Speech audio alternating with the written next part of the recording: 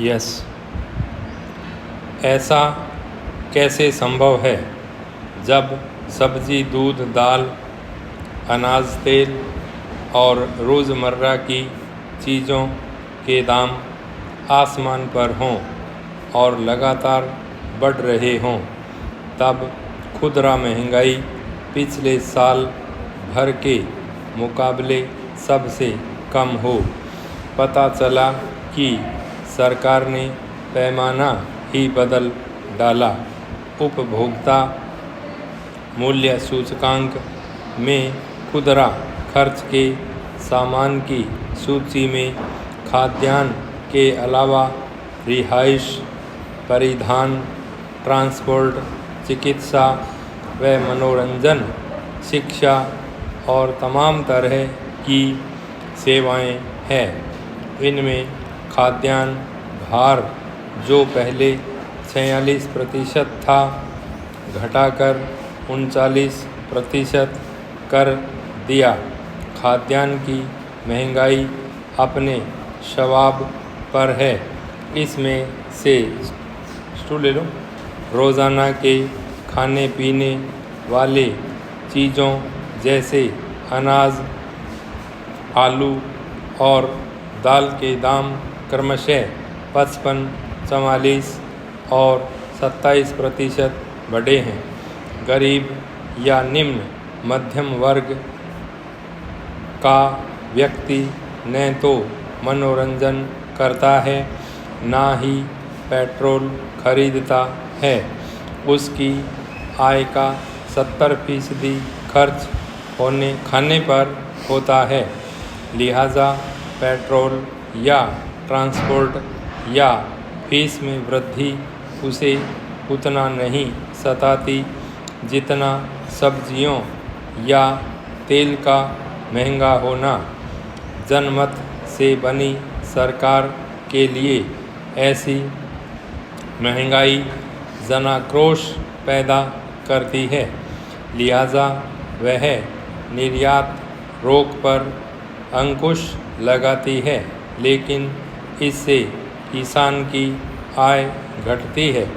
सरकार को बेहतर पैदावार के लिए किसानों को वैज्ञानिक खेती की ओर ले जाना होगा और सिंचाई के भी नए तरीके अपनाने के लिए तत्पर करना होगा।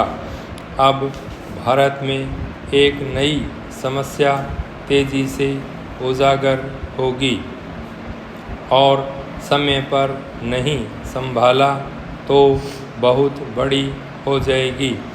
ये समस्या है धार्मिक शहरों का भीड़ प्रबंधन, क्योंकि जो भीड़ उस शहर के प्रतिष्ठित मंदिर में पहुंचती है, वो पहुंचने के पहले और दर्शन के बाद उस शहर को नापती है। और अधिकांश धार्मिक शहरों में प्रशासन यातायात, आवास, स्वच्छता और स्वास्थ्य के मामले में सोया हुआ है। कई नौकरशाहों को तो समझ ही नहीं आ रहा कि इसका करें क्या। राजनेता का काम है प्रचार प्रसार करना, और भीड़ देखकर तो कौन बावला नहीं होता, लेकिन इसे अभी से व्यवस्थित करना होगा। धार्मिक शहरों के प्रबंधन से जुड़े लोगों का मानना है कि भक्तों की भीड़ में कोई अक्ल होती नहीं है। जैसे चाहे वैसे हाँक दो, अस्थायी और क्षणिक आवेश व्यक्त करेंगे, लेकिन अपने धर्म कर्म में डूबे रहेंगे। और भक्तों की भीड़ का मानना है कि हमारे साथ चाहे जो हो जाए, बस दर्शन हो जाए। लेकिन यह भविष्य के लिए अच्छी बात नहीं है। व्यवस्थाओं को गंभीरता से लिया जाना चाहिए।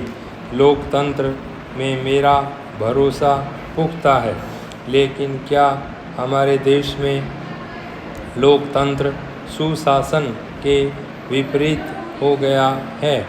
हमारे यहाँ जितनी मर्तबा चुनाव होते हैं और सत्ता पक्ष और विपक्ष के बीच जैसी कटुता दिखाई देती है, उसके मद्देनज़र क्या हम आम जनता की वास्तविक ज़रूरतों को हल करने के लिए संयुक्त कार्यवाही की उम्मीद कर सकते हैं?